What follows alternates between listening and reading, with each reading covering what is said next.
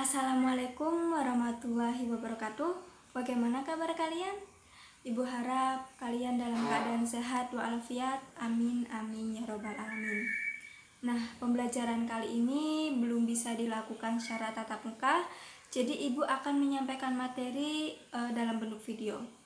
Agar pembelajaran dapat berjalan dengan lancar, alangkah lebih baiknya kita berdoa terlebih dahulu. Kita berdoa menurut agama dan kepercayaan masing-masing. Berdoa dimulai.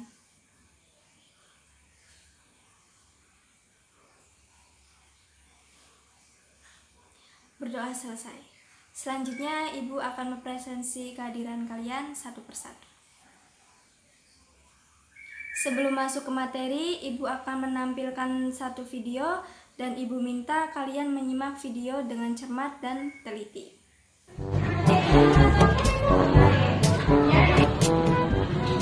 Mas, laptop yang ini harganya berapa ya? Kalau yang ini 4.500.000, kalau yang ini 6.500.000. Mas, ini di toko lain harganya 3 juta ya mas? Kok di sini malah amat mas? Kalau pasarannya yang ini memang segini. Apa nggak bisa dikurangi lagi nih mas harganya mas? Gak bisa mas, emang dari pabriknya segitu. Kalau saya ambil 4 juta gimana mas? Mau nggak? Gak naikkan dikit lah mas. Oke lah mas, saya ambil 4.250.000. Mau nggak? Ya udah deh mas, ambil aja 4.250.000. Oke mas, deal ya. Ya udah deal. Deal ya. Deal.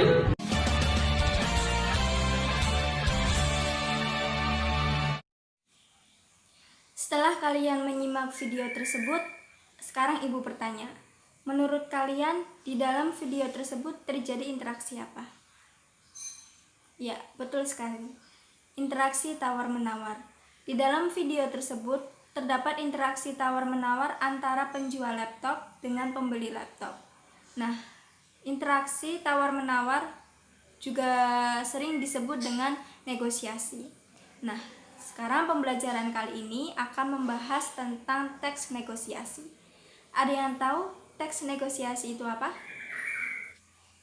Teks negosiasi merupakan suatu bentuk interaksi sosial yang berfungsi untuk mencapai kesepakatan bersama di antara pihak-pihak yang mempunyai kepentingan yang berbeda. Kemudian ada struktur teks negosiasi. Struktur teks negosiasi ada 3. Yang pertama yaitu orientasi. Orientasi merupakan pembukaan yang akan melalui proses pengajuan atau permintaan. Kemudian struktur yang kedua yaitu isi. Isi terdiri dari permintaan, penawaran, dan pemenuhan. Kemudian struktur yang ketiga yaitu ada persetujuan. Persetujuan merupakan solusi yang tercipta melalui negosiasi.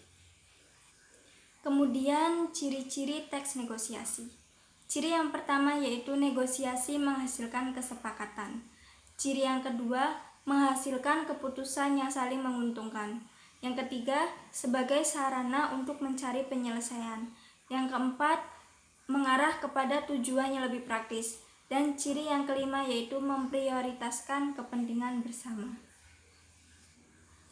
Selanjutnya yaitu kaidah kebahasaan yang ada pada teks negosiasi. Teks kebahasaan yang pertama yaitu menggunakan kalimat berita, tanya, dan perintah yang hampir berimbang. Karena hal tersebut terkait dengan bentuk negosiasi yang berupa percakapan sehari-hari, sehingga ketiga kalimat tersebut mungkin muncul secara bergantian. Kemudian yang kedua yaitu banyak menggunakan kalimat yang menyatakan keinginan atau harapan. Kemudian yang ketiga yaitu menggunakan kalimat bersyarat. Dan yang keempat yaitu banyak menggunakan konjungsi penyebab. Dan yang terakhir yaitu jenis-jenis teks negosiasi. Jenis teks negosiasi yang pertama yaitu negosiasi berdasarkan untung dan rugi. Negosiasi berdasarkan untung dan rugi dibagi menjadi 4 macam. Yang pertama negosiasi menghindari konflik, yang kedua negosiasi kolaborasi, yang ketiga negosiasi akomodasi, dan yang keempat negosiasi dominasi. Negosiasi menghindari konflik. Dalam negosiasi ini di mana kedua belah pihak menghindari konflik yang timbul, sehingga kedua belah pihak tidak bersepakat untuk menyelesaikan masalah.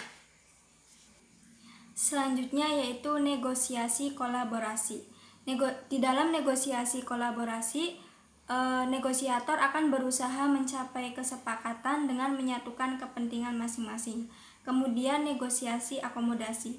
Di dalam negosiasi akomodasi, negosiator akan mendapatkan keuntungannya lebih sedikit, bahkan mengalami kerugian, sedangkan pihak lawan mendapatkan keuntungannya lebih besar. Dan yang terakhir yaitu negosiasi dominasi.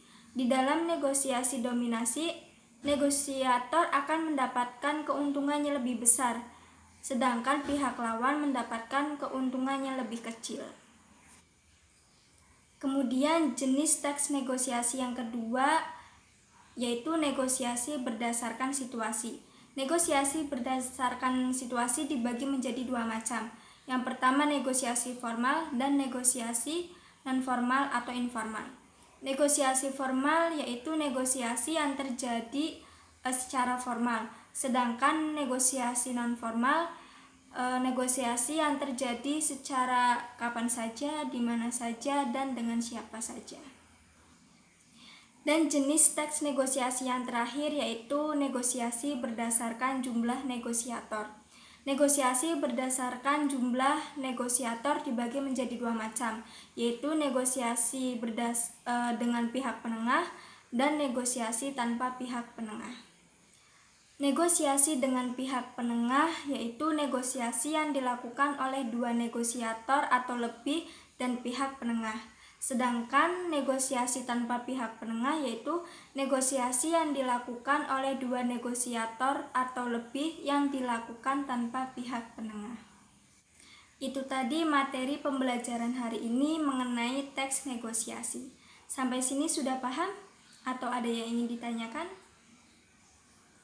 Jika tidak ada, Ibu akan memberi kalian tugas. Tugasnya yaitu nanti kalian membentuk kelompok dan setiap kelompok terdiri dari 5 anggota. Nah, tiap kelompok nanti membuat video negosiasi dan videonya kalian upload atau kalian unggah di YouTube kalian masing-masing dan linknya nanti kirim di grup. Sekian pembelajaran hari ini Ibu akhiri. Wassalamualaikum warahmatullahi wabarakatuh.